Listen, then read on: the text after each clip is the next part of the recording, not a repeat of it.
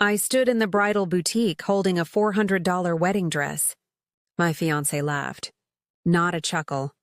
A full cruel laugh. Babe, is that from the clearance rack at a thrift store? His mother touched the fabric like it was contaminated. Sweetheart, people will think my son is marrying down. The bridesmaids, his mother's picks, not mine, giggled behind their champagne flutes. I felt my face burn. But here's what they didn't know. I had something in a safe deposit box. Something that could end this in one move. A check, a blank check, from my billionaire ex-boyfriend.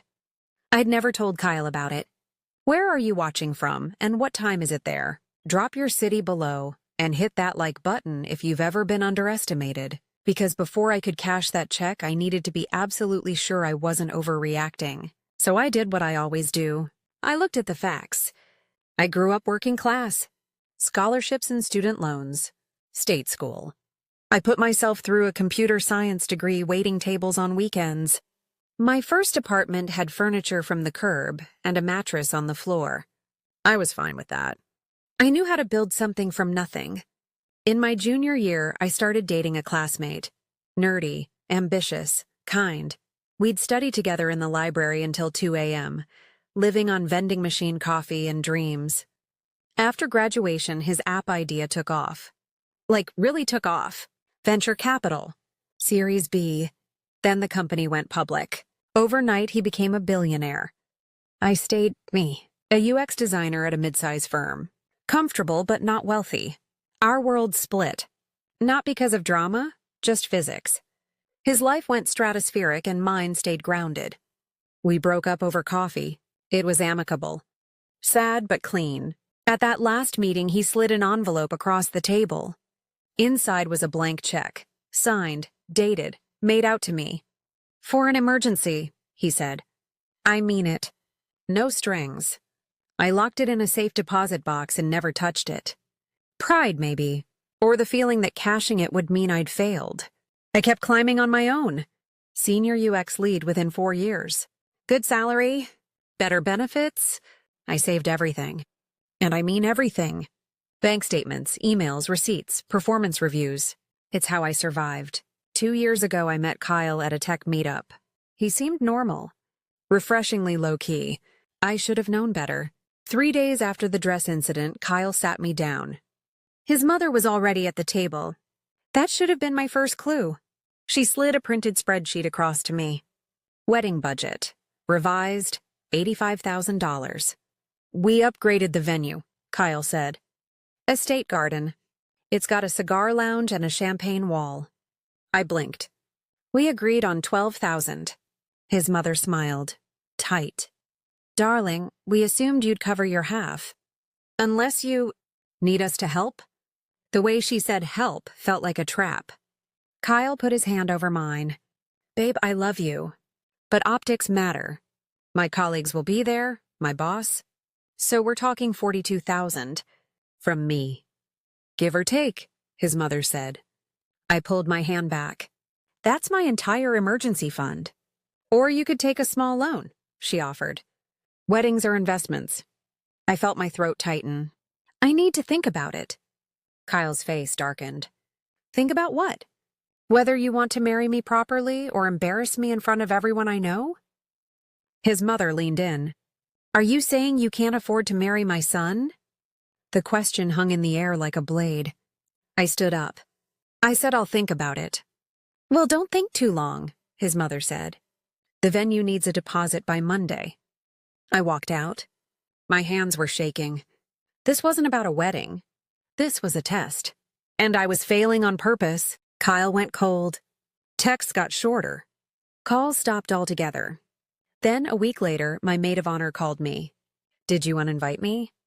My stomach dropped. What? Kyle's assistant emailed. She said they're optimizing the guest list, and I didn't make the cut. I felt sick. I didn't approve that. I figured, just wanted to check. I confronted Kyle that night. He shrugged. We needed room for my mom's country club friends. You understand. That's my best friend. And these are people who matter for my career. Priorities, babe. 2 days later, the venue coordinator called. Hi. Just confirming, we've charged the deposit for the upgraded bar package and floral to the card on file. $12,000. Thanks so much. I hadn't approved it.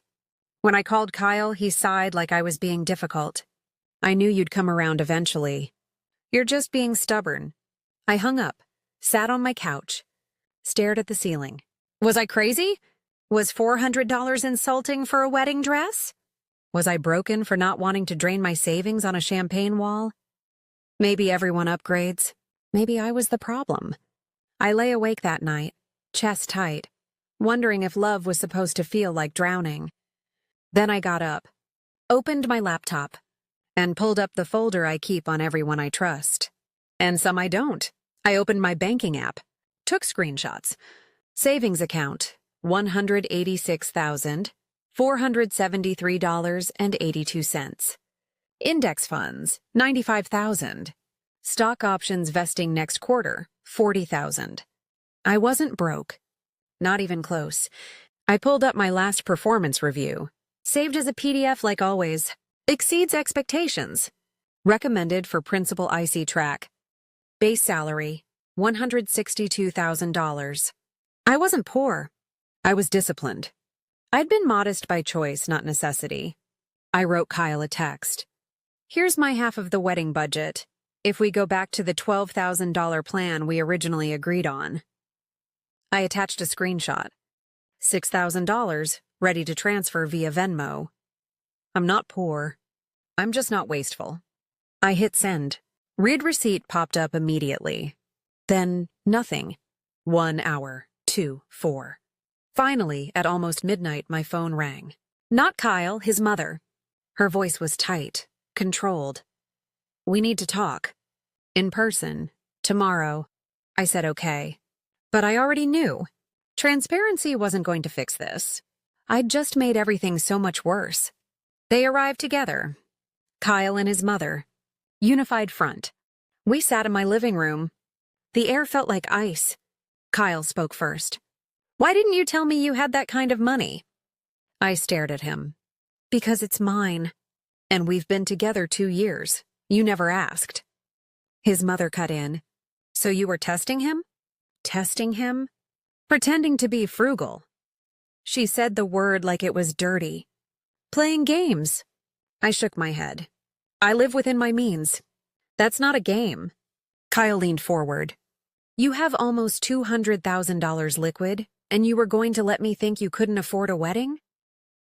I can afford a wedding. A reasonable one.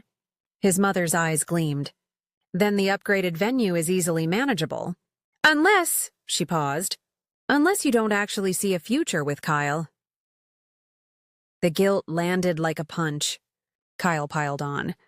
My mom's friends already RSVP'd for the estate. If you back out now, I look flaky.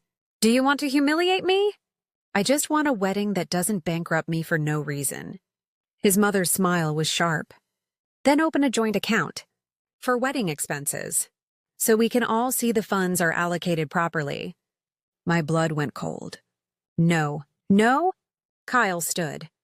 Then maybe we need to rethink this entire engagement. The room went silent. He looked down at me.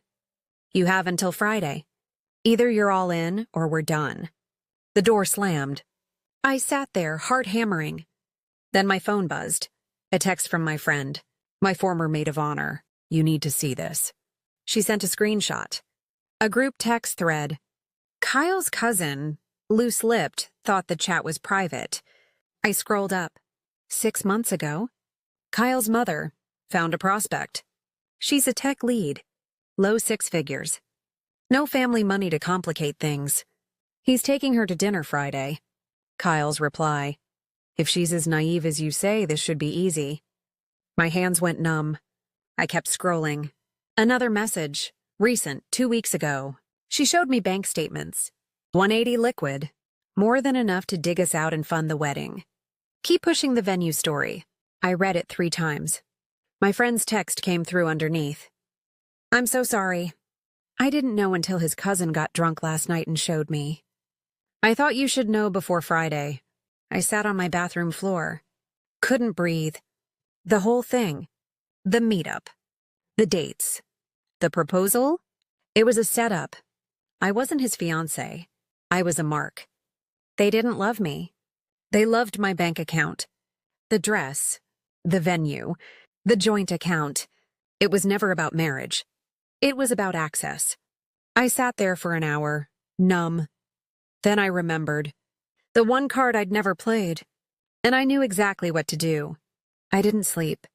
I researched. Public records are surprisingly easy to find if you know where to look. Kyle's Family LLC.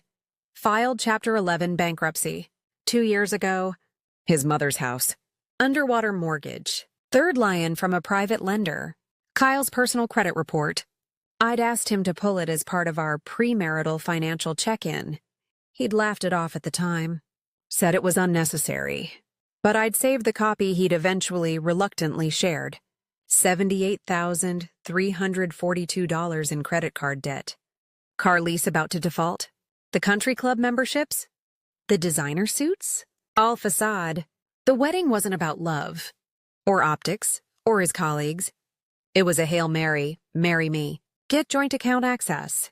Drain my savings under the cover of our future together. The venue. The floral. The champagne wall. All designed to lock me into expenses I'd feel obligated to cover. Once we were married, it would be our debt. Our accounts. I'd be funding their bankruptcy recovery without even knowing it. I stared at the documents on my screen. The LLC filing. The liens. The debt summary. The timeline. Our first date was 1 week after his mother's text about finding a prospect. They didn't love me. They loved my credit score. And now I knew exactly what to do. Thursday morning. I drove to the bank. Unlocked my safe deposit box for the first time in 5 years. Inside. One envelope. The check. Handwritten. Signed. To my name. For the emergency I hope never comes. No expiration. I took a photo of it. Then I texted my ex. We'd stayed friendly. Cordial. The kind of exes who send birthday messages and nothing more. Is the offer still good? His reply came in 2 minutes. Always. Call my finance team. And call me after. I want to hear the story. I called. By noon, the check was deposited. Cleared. $500,000. I also emailed a family law attorney my friend had recommended. Subject line. Consultation where fraudulent inducement and financial coercion. I attached the screenshots. The text thread. The bankruptcy records. The timeline.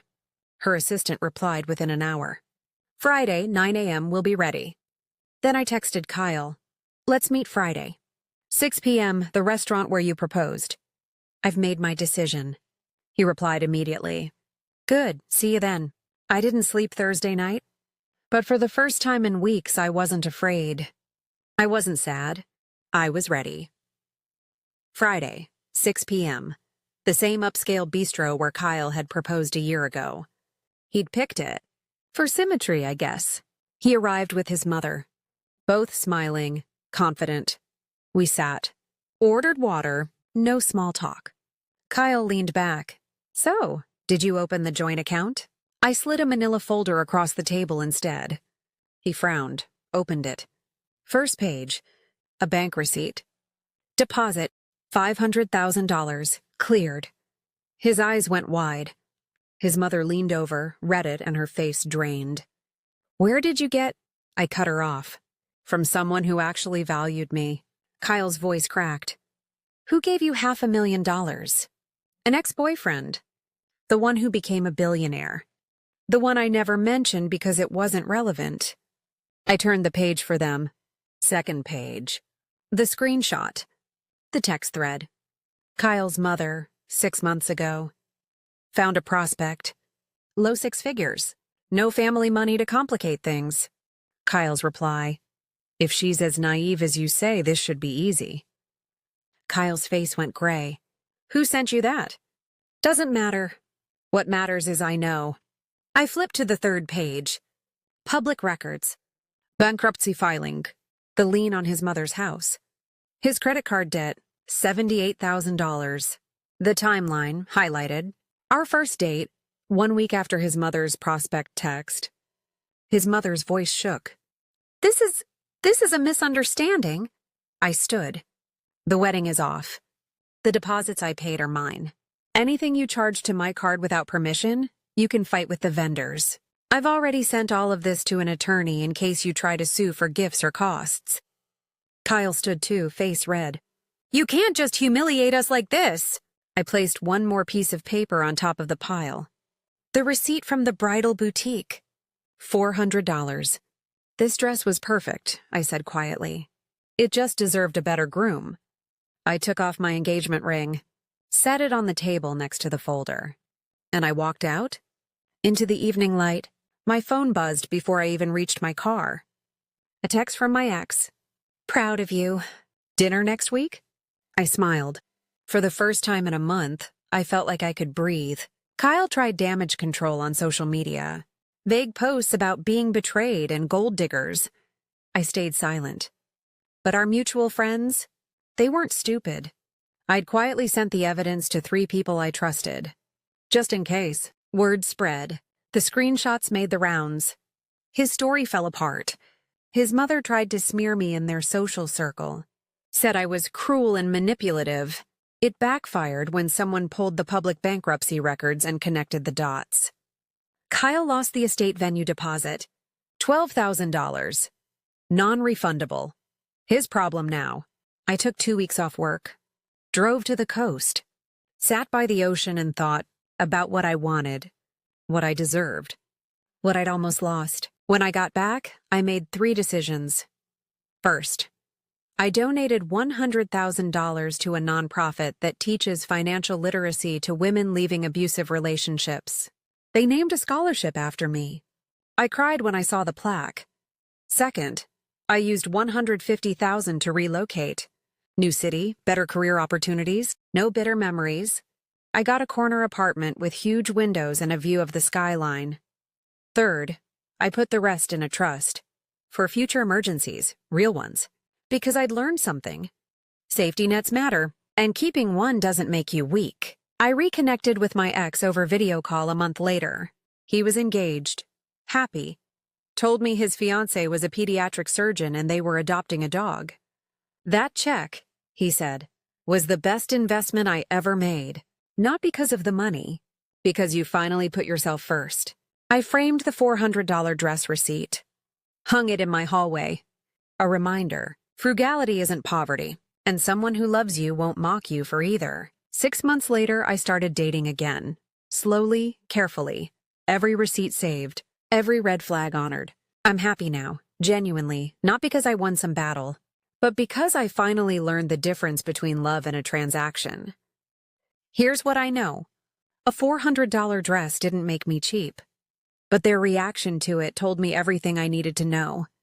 Love doesn't come with a price tag, but self-respect? That's priceless. So let me ask you, have you ever been judged for how you spend or don't spend your money? What was your breaking point? Drop your story in the comments. I read them all. And if this one helped you see a red flag in your own life, hit subscribe. You're not alone. This story is a fictionalized dramatization for entertainment purposes. It is not legal, financial, or relationship advice. Always consult licensed professionals for your specific situation. Thank you for watching. And remember, your worth isn't measured by a wedding budget. It's measured by the boundaries you're brave enough to keep.